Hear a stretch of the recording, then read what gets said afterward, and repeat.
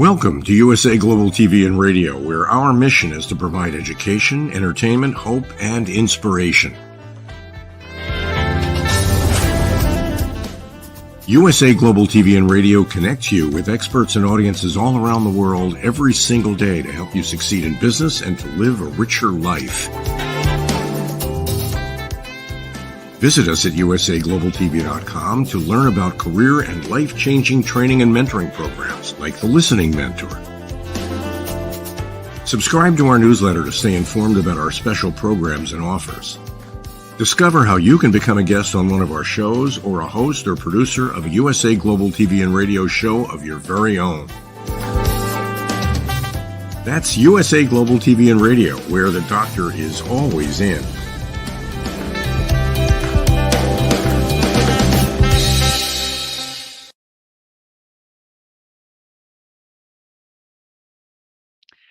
Hello and welcome to USA Global TV and Radio. I am TRACY PERKINS. Our show today is Dementia Home Care, and I invite you to subscribe to our YouTube channel, USA Global TV and Radio. I am a 4-time dementia caregiving survivor and the author of Dementia Home Care, How to Prepare Before, During, and After. And Lori is a passionate advocate for ways to shift our dementia care culture from crisis to comfort around the world. She understands change is needed on multiple levels. She's also the host of Alzheimer Speaks Radio, the co-founder of DementiaMap.com, the co-host of Conscious Caregiving with L&L, a new podcast tackling tough topics for our seniors. She is the author of the children's book, Betty the Bald Chicken. Welcome, Lori. Well, thank you. I'm so excited to be with you, TRACY. I really appreciate you having me on today. Oh, I have been looking forward to this so much. I mean, I just love talking to you, and I just want to make sure that we share everything with with our audience here. How did you get into the dementia field, and why did you get into it and change your career? I'm very curious about this. Well, like most people, I came in kicking and screaming. This was not my idea. My mom ended up living with dementia for 30 years, and it significantly changed my life. So, initially she was told it was just menopause. For like 10 years, she was misdiagnosed. But this was, a long time ago, almost 40 years ago. And then once we got the formal diagnosis, she was really into the journey. And I was selling residential real estate, working with the senior market. And it was actually senior housing that urged me to step into this space. They said, Lori, you're not doom and gloom and give me your money. You are really about helping people live graciously with the disease. And you help people find joy and create it, and that's a need. So I dipped my toe in the water and did a blog, and was kind of shocked that people around the world resonated with our personal story. And then I decided to make a commitment, and I took my life savings and my retirement funds, and I slapped them on the table and said, I'm going to make a difference, big or small. I don't know what that's going to look like. But I want to shift how we deal with this. I want to be inclusive. I want the family's voice to be heard. I want the person diagnosed to be heard. They're the ones that know the disease the best, and they were really left out of the equation. And I thought it was important that we hear from all levels. So again, those diagnosed, family, businesses, researchers, advocates, children. Everyone and anyone who's dealing with this has insights that can help us serve better. And we needed to have a comfortable spot for people to land, because if they're not comfortable having a conversation, we're never, ever going to know what the true needs are. And if we don't know that, we can't serve them. Fantastic. I can't imagine the amount of time and effort that you have put into this. And I know how I discovered you was first through the Dementia Map, and then of course Alzheimer Speaks Radio. Can you tell me and our audience about both of those? Well, sure. I started with Alzheimer Speaks, which is still there. And I wanted to approach it from a different angle. I wanted to use multimedia. I thought it was basically asinine that we weren't using video and audio to engage people, that we weren't having conversations. And so, I launched the first radio show of its kind, and then started Dementia Chats, which are videos of the true experts, those living with the disease, that discuss the topic and what's going on. And we just kept adding to that. So if anyone goes to our site, alzheimerspeaks.com, there's one whole section that's free resources. There's tons of things there. It'll tell you how to create a dementia-friendly community, about memory cafes, which, both of those topics came from overseas and are fabulous. And then Dementia Map was just launched during COVID. Dave Weidrich, who has the Memory Cafe directory for 6 countries, reached out to me and said, Lori, you're always talking about this on the show. Let's do it, And I was working with another group, and I thought, I just don't know if I have it in me, because we weren't getting where it needed to go. And I had just kind of broken that partnership off. And Dave and I, he said, just tell me your vision. And my vision was always really simple, to be inclusive, to be more than just a resource directory, to get people to understand that everything doesn't have to be in your backyard anymore in order to support you. So Dementia Map has like 150 different categories people can search. It has a calendar of events. It has terminology, because you don't know what you don't know. And wonderful, wonderful blog articles from our members. And we're just growing it slowly. We're not buying lists and just putting people in. We want people that are actually going to respond. So at this point, we have typically small to mid-sized businesses that don't have huge budgets. And people are shocked because they've never heard of all these services, and they're thrilled to find them. Well, I know I was thrilled to find them. I mean, the minute I saw full disclosure here, Lori and I were chatting on LinkedIn, and she was giving a guided tour through her website. If anyone sees her link on LinkedIn that says take this guided tour, her website is so incredible. There are so many functions to it. I mean, she's got blog posts, she's got radio recordings, she's got all these fabulous resources. Tell me about Purple Angel Project. I mean, that to me was very, very intriguing.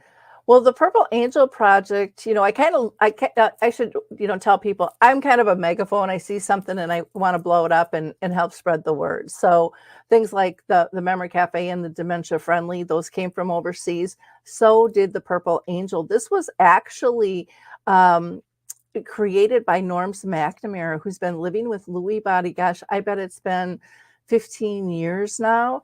And he said, he was talking with other people with dementia, and he just said, I'm tired of everybody thinking there's only Alzheimer's out there. There's all these other diseases like Lewy body and vascular and frontal temporal. And he said, and some of us have more than one kind of dementia. I want a symbol where people understand that, and that will help us open up the conversation. So Norms created this angel with a globe, and he was, poo-pooed, it'll never work, you can't do it, and it's free to share. And anybody can use it. I actually put it in my mother's obit. People are like, what is that about? And we could have a conversation about dementia. The only thing you can't do is start selling coffee mugs and t-shirts and making money off it, unless you're throwing it back into education and awareness. And I don't even know how many countries and how many advocates there are, or ambassadors for the program. That's how massive it is. And it's just voluntary, and it is free. And it's just a really simple way for us to all work together instead of combating one another. And because so many of these symptoms, as you know, TRACY, overlap. Oh, definitely. Well, and you and I had this conversation. One of the bloggers that you have on, and I don't remember if it was the Purple Angel Project site or not, but talks about toileting. Mm-hmm. And I was very fascinated about it. Can you talk more about that? Well, gosh, I think I can't remember her name offhand, but her business is called Toilet Talk, and she is absolutely wonderful, and she is an occupational therapist, and that's her whole focus, is talking about toileting, where to put bars, and how to maneuver people, and what equipment should you have, and she's just fascinating. I did a show with her and another gal who represents all these different types of bars that you can use. Most of us think it's just the silver grab bar, and there's so many different options and where you can place them and how you can use them. And it's fascinating. It's just fascinating. In fact, she just came up with a whole guideline that you can download. So if you go to toilettalk.com, you'll be able to find that. She's going to be submitting a blog actually for Dementia Map as well that'll have that in there. Okay, now Dementia Map is something that I have been recommending to all of my readers just because it is a global resource, and my readers are spread hither and gone, and so it's not always easy to get the help you need. What are some of the features that they're going to find specifically? Like, how are they going to search for that on Dementia Map? Well, first, I want to welcome them to reach out to me, and I'd be more than glad to give them a personal tour. Or a lot of times I'll do tours for support groups as well, or for families. So that is always an option. And they can just email me at Lori, Lori, at alzheimerspeaks.com. And or they can go to the tab on Dementia Map, which is right, if you go to dementiamap.com, there's a logo on the right hand side about tours. You can click on that as well. But they'll be able to find resources. And one of the things we wanted to do was we wanted to make sure that people felt safe. So you don't have to give us any contact information at all. We're not into tracking you. We want you to feel safe. We know people are screaming. They're tired of being hacked and spammed and bothered. And so people can search by categories. They can search by subcategories. We've kind of packaged them together. They can search by keywords. They can just click on a dot on the map. In the map, you can blow it up and drag it around. Or some people just like to search through the cards. And then, the glossary of terms are there. So a lot of times, I know I sure didn't know what I didn't know until I knew I didn't know it. And it's like, where do I go to find information? So the glossary of terms will have summaries, and then it has articles that pertain and dive a little bit deeper on that. And then we have the resource calendar that has a lot of free events on there. And so that's a great route, that you can go as well. And then, of course, the blog articles, there's a whole bunch of those there. And there's tabs right on the top, to get you to each of those. We have the most current events and blog articles also on the sidebar. So we've tried to make it multi-purpose so it's really easy to maneuver. And our buckets for our tabs are never going to change, because that's one of the biggest complaints people have as well, is I can't find it again. And we wanted people to be able to easily find what they're looking for. Oh, to me, that is really fantastic because that is one of my biggest complaints.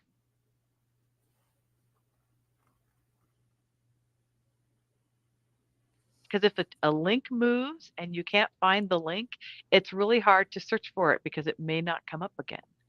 So I just love that you guys did that. And then now I'm going to lead us off on a totally different tangent here for a second. You wrote a book that I just love this book. It's called Betty the Bald Chicken. It's a children's book, but it's lessons in how to care. Can you tell us a little bit about the journey with Betty the Bald Chicken? Well, Betty came to me in a dream, and I'm old enough to know that if I don't get up and write it down, I'm not getting any sleep. And so I've used it as a keynote for years and years. And my audience has always asked me to put it in book form. And I didn't get around to doing that. We just published it in March of this year. But I'm really glad I didn't publish it because it would have been different. I would have promoted it as just an Alzheimer's kind of dementia book. And actually, Betty's story is about any time you don't belong. And I used to say it was about any time you didn't fit in until I heard Bree Brown make the comment of a new study because she thought she wanted to get to the crux of why people don't fit in. And in her study, she said she was shocked. She says it's people don't want to fit in, they want to belong. Fitting in is changing yourself to being accepted. And belonging is just being your authentic self where it's really easy. And that's really what Betty is all about, finding your tribe. And that changes over time. So we've all been ostracized where we don't fit in. We've all walked away from someone in need for whatever reason. And, I always like to say, we're all part of the caring corral. And that's when we accept and we pull people in and we just accept them for who they are. And the goal of the book is to really get people to talk about how we care because we don't consciously have that conversation. And, with the state of mental health and the craziness in the world, I think it's critical. And so it's written as a children's book. Adults are going to buy it thinking they're going to teach kids, but kids are brilliant and they teach us a lot. And the feedback we're getting all over from teachers and counselors and psychiatrists to everyday people is this is a book for all ages. Everyone can relate to it. And it has questions in the back that make you think, how do you want to show up? How do you want to be treated? And how do you want to care for yourself? Because that's another thing we don't talk about much. Well, and I love that you leave it as what most people probably feel like a cliffhanger, and then allow the audience to choose their own adventure by using those questions. To me, that is such a great jumping off point to start the conversation. And I can see why people want to belong and why you would want to use that for mental health as well as dementia and all sorts of different topics, including perhaps children with autism, because there are so many places this book could be used. It's just a phenomenal book. Yeah, I would really like to get it into the schools for bullying and then just all the stress they're under these days with the shootings. Mhm. Instead of, when you're reaching out to help somebody, a lot of times kids think that they're tattling, they're being a snitch. And that's not what reaching out is about. It's about helping them and helping your community at large. And that's a shift that we have to take. We have to change. But it can be used for divorce. It can be used for death, any chronic illness. Maybe you've moved or changed careers, and you just, like you say, you don't feel like you fit in or you belong. How do you get comfortable? You know how do you live well in that situation and maneuver out of it without a tragedy?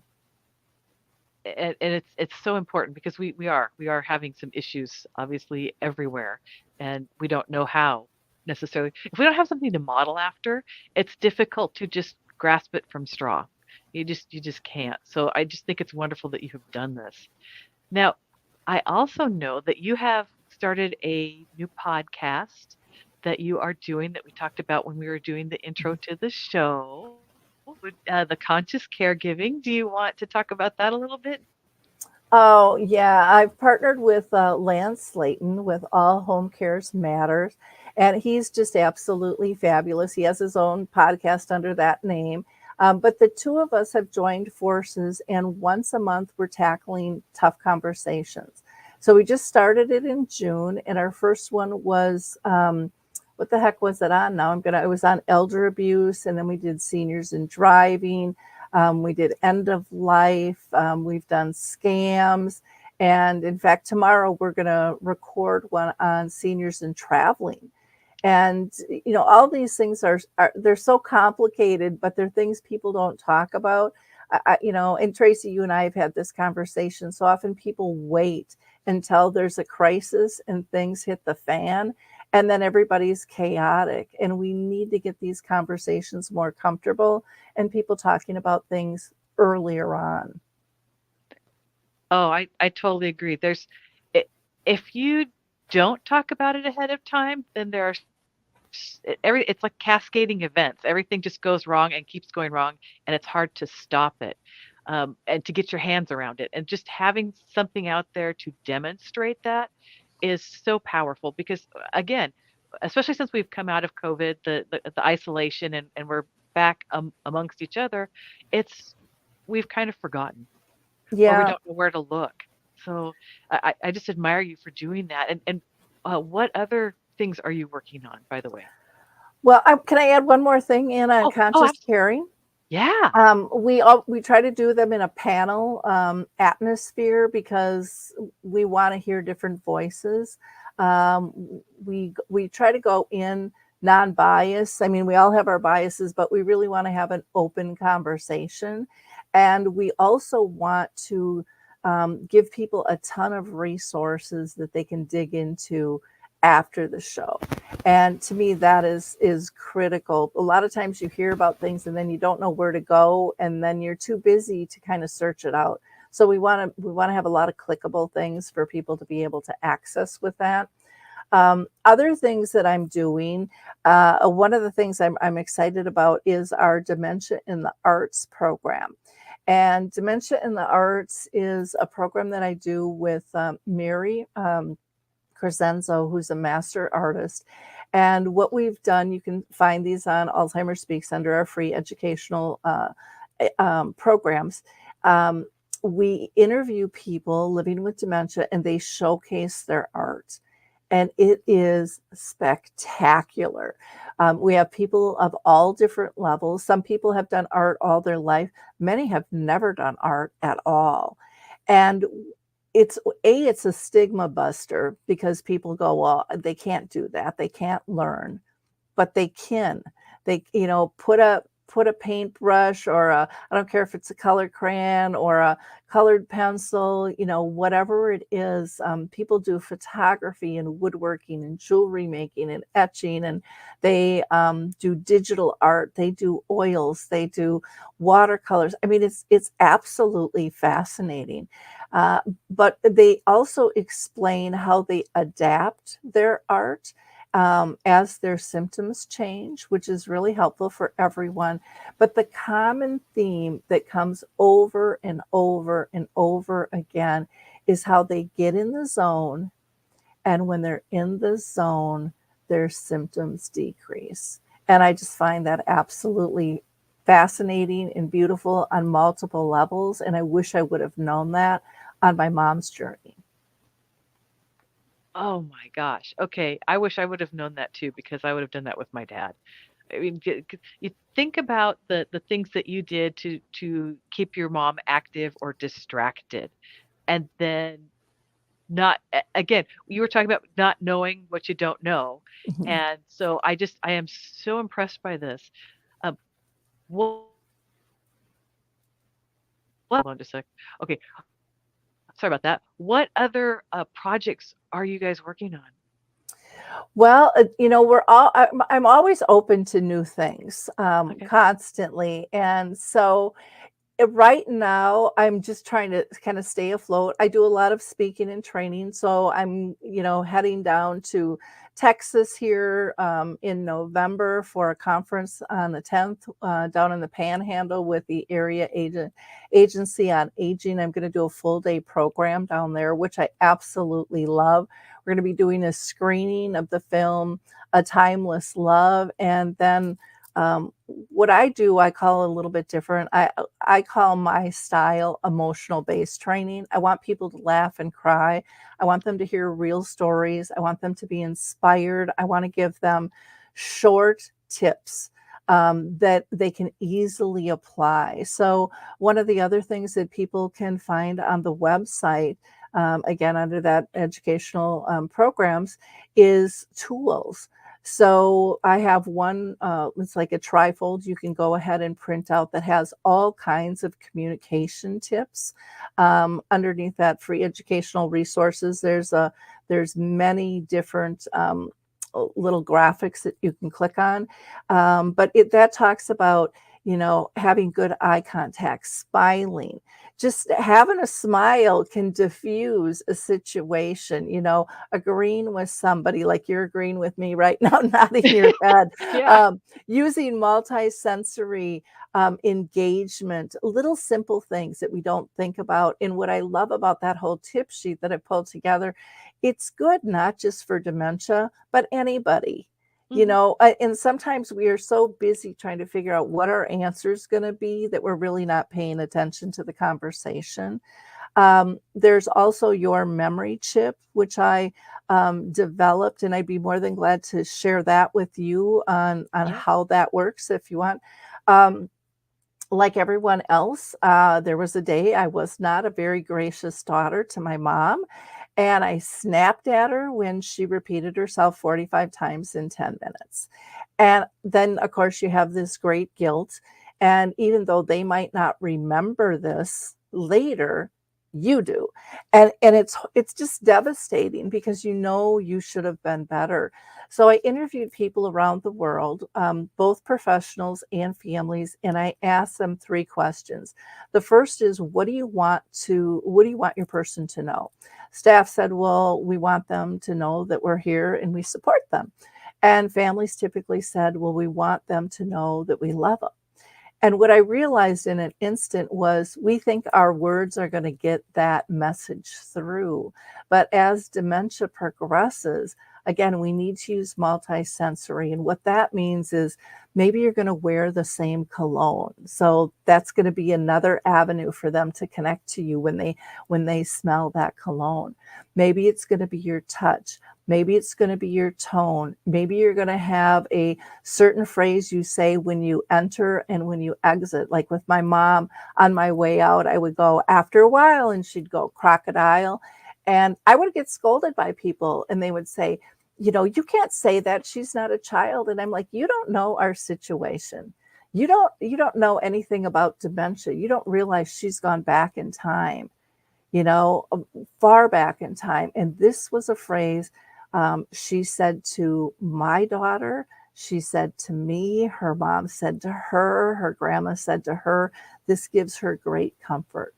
So sometimes we have to tell people, don't judge us, with that, but figure out what those multisensory things are for you and be consistent.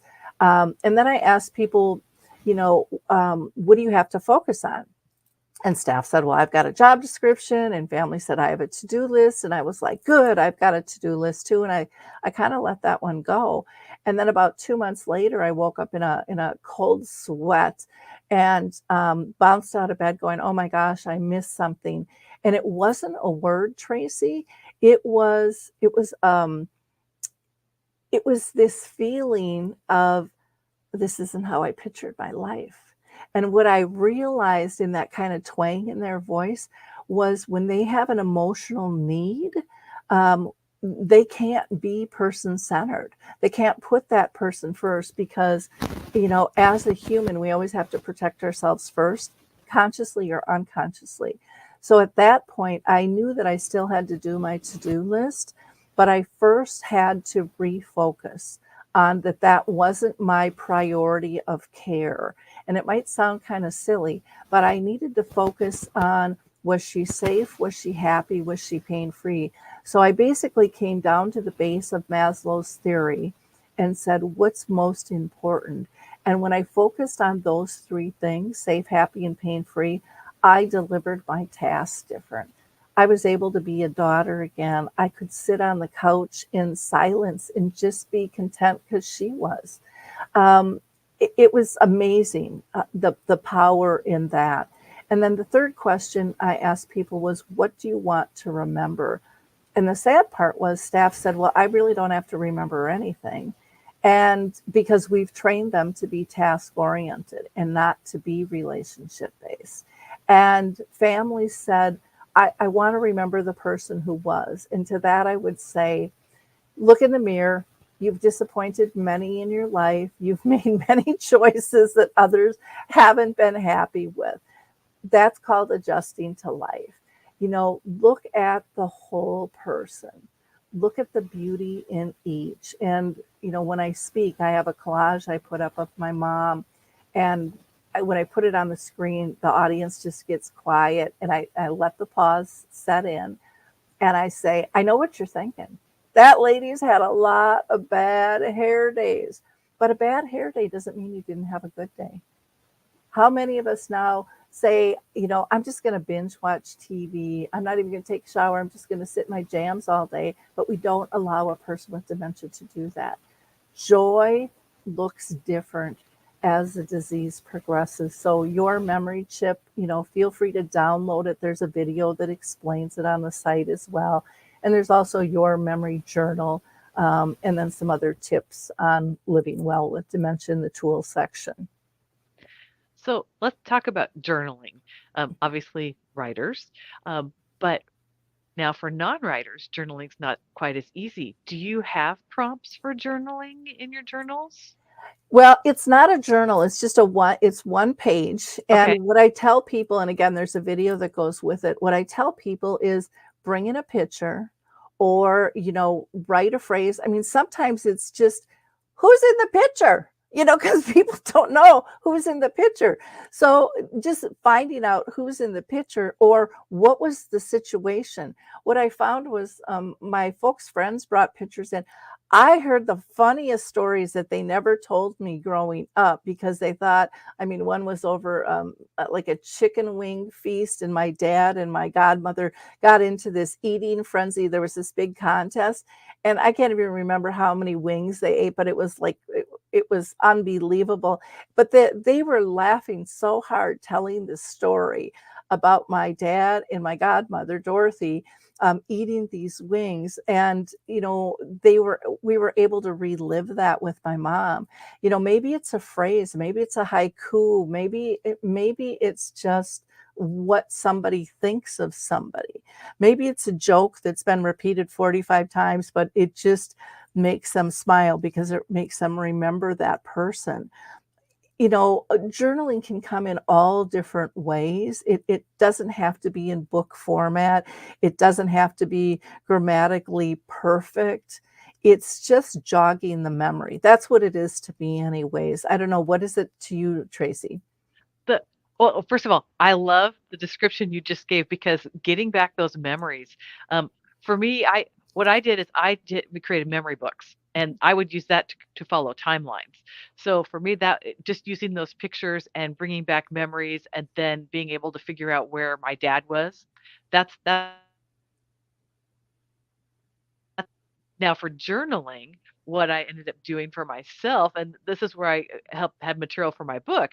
Literally, I wrote down all the funny things and all the biggest disasters I ever had, because then I could get the emotion out about it, and then come back later and look at it and figure out why it was funny. Because you know, it's the comedy is disaster plus time. And after I had enough emotional distance, I go, okay, I'm not doing that again, and now I know where I went wrong. So I used it for a twofer, I guess you could say, because I just needed to look at it, but I needed perspective too to back up. So, but having those fun memories, oh my God, I love those. And I just love that you have created these. I don't want to say it's a pulpit. I want to say you have this resource library that is just so phenomenal for people to dig through. And if you were going to point somebody to one thing, if they didn't know where to start, where would you direct them? I would send them to the free educational resource page, and they'll be drawn to, I think, whatever is good for them. I think the dementia chats where you hear people and see people speak with dementia is a stigma buster. It's a great learning tool because a lot of times you can't ask your loved one that question, but you can get insights from someone else living with the disease. But maybe someone's going to be drawn to our poetry section. Maybe they write poetry or they like to read it. We have people that submit, poems, and we post those there too. So there's all kinds of things there, and I think people will just be drawn to what makes sense for them. Oh, that is so fantastic. I love going through that website and making discoveries that I didn't even know existed. And even though I am not caregiving for anybody right now, it's just knowing that that's there and being able to tell people where to look. Um, it's so incredible. Um, Now, one other thing I want to talk about just real quick, going back to the, um, no, I just went, uh, it's morning here. Forgive me. Not a problem. Totally get Oh, it. oh God. So it had to do with when you were doing the dementia map, and you have stuff going all over the country or all over the world. Do you also have support groups listed on Dementia Map? There are some. One of our rules with Dementia Map though is we don't put people in. We want them to put their listings in, and everyone is welcome. Of course, we vet things and stuff, but what we found with support groups is that so many of them are so busy because they're all volunteer that we don't have as many in there as we'd like. Again, if they go to the memory cafes, if they look those up, Dave's got over 1,200 memory cafes that and some are virtual and some are in person. I also, if people go to my site, alzheimerspeaks.com, again, that free educational resources, I have public events. I do one that is virtual twice a month, which is sponsored by Arthur Senior Home Care or Arthur Senior Care.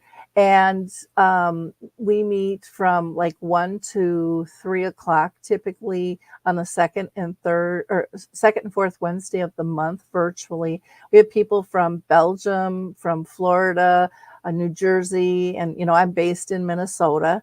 And then I also have another one that we meet in person here in Minnesota at the Shoreview Community Center. And we meet for an hour and a half the last Wednesday of the month from 10 to 11:30. And the care partners are in one room, and then respite for their loved one is in another room. But the respite, they have to be able to engage in a group. Um, but those are really, they're just so powerful to connect. And I don't know about you, but I mean, I kind of poo-pooed the whole support group thing, thinking I don't have time. I just don't have time. And I fell into a support group going to visit to see a friend of mine speak.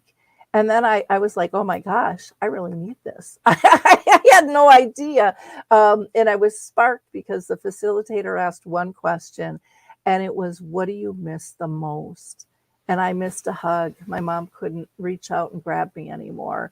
And it was just those little things that we kind of push away, but we need to deal with those. We need to understand the impact of when somebody doesn't say our name anymore, and we question, do they know us? And typically you will find out later on down the road, they'll have a moment of lucidity and they do know you. They just can't always speak it.